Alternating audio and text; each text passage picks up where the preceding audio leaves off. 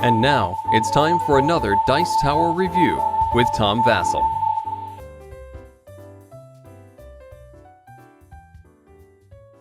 I don't think I'm a party game snob. I like lots of party games. I'll be doing an upcoming Dice Tower top 10 list of my top 10 party games, and it wasn't something I could quick throw together. There are, over on my shelves over there, just probably 30, 40 party games that I really enjoy. And yet sometimes I seem to shy away from what we would call the mass market party games. I don't even own categories. There's a lot of different party games I don't have. But I got this one, which says over 1 million sold, so I would suppose that would make this a more mainstream party game. And this is Blurt. Now, Blurt, when I read the idea of the game, I thought, really? That's all there is? And then I played the game and I thought, really? That's all there is? And there is an advanced variant in the rule book, which is actually quite interesting, although it's very similar to another game, and I'll mention that in a bit. But the general gist of the game is all about asking other players questions and see who can blurt out the answer fast enough. The game comes with a box conveniently marked draw on one side and discard on the other. That's nice.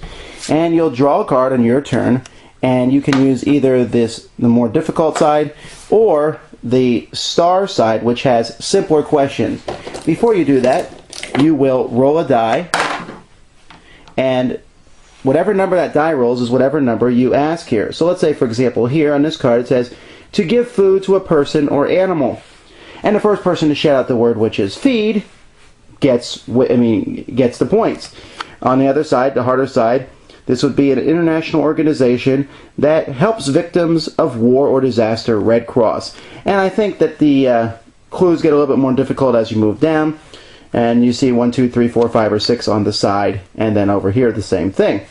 And so that's basically what you are doing each turn. One player takes a turn, they roll the die, ask a question. The person who blurts it out wins that card. Well, what I mean by that is that players are playing on this board here. Each player or team, you can have multiple people playing. When they win that card, let's say in that example, the die rolled was a 5. So if the first person to board it out would move their piece 5. 1, 2, 3, 4, 5.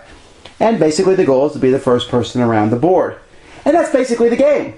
However, there are a few things that you can do. If you land on someone else, for example, you have a challenge where someone draws a card and both of you try to guess it first. The person who is first stays there, the other person has to move back.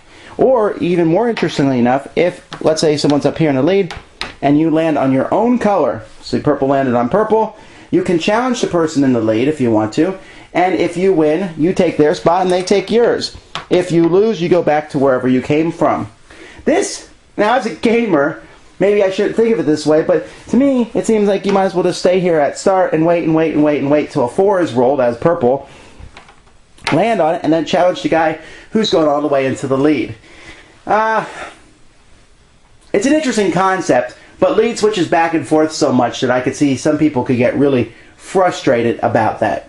The most interesting way to play is one of the variants listed in the rules, and in that, one person will read the clue and they'll count the number of words in it. So say, for example, in the first one, a time without war or fighting. So there is 6 words in that definition. Although the one underneath that, diving board, a board that hangs out over the deep end of a swimming pool used for jumping into the water, there is 7, 8, 9, 10, 11, 12, 13, 14, 15, 16, 17, 18, 19 words in that. So let's use the second one. It's a better example. 19 words. And so then players will bid on how few words they can guess the definition in. So let's say, for example, I say, we go down and I say I can do it in 8 words. So they say, a board that hangs out over the deep. And I'm thinking, what could that be? And I think I would be able to get it from just those words. But obviously, if we bid it all the way down to 2 words, a board, that wouldn't be very useful. It could be a surfboard, or, what am I guessing on here? And that's an interesting way to play the game, but it's very similar to another game called 25 Words or Less. And the problem with using that variant here, as I showed you with this card here, piece, is when there's only 6 words, bidding is kind of very boring in that sense. It's a neat variant, but ultimately I'm not sure that all the definitions are long enough to make it work. There's also a junior variant of the game in which you have 2 more pieces, yellow and blue, which you can throw in the mix, and then players are ignoring the colors, you're just answering the questions. I have to tell you, personally, I find this game very boring. I just don't get the, yeah, you blurt it out, but it's called uproarious and hilarious, and I'm just not seeing that. However, I did play it with a group of people, and everyone there seemed to love it. Now, I played it with very casual gamers, and they just said, hey, they said, this is the kind of game that we can play, and we can have conversation in between, and it's fun, and they thought switching places with each other on the board was hilarious, and so, who am I? You know, if this, I just did a demonstration of it to you for some intensive purposes. You can see how the game works. Perhaps this is one that you would love, because I was pretty much alone in my opinion. I didn't hate the game. I just found it really bland compared to other party games. However, most of the other people seem to think it was the best thing ever. I don't know. You watch this video, you decide. Is Blurt for you? No. Thanks for joining us today. For more written, audio, and video reviews, as well as the #1 board game podcast, check out the website at www.thedicetower.com. Until then, this is Eric Summerer, and you've been watching The Dice Tower.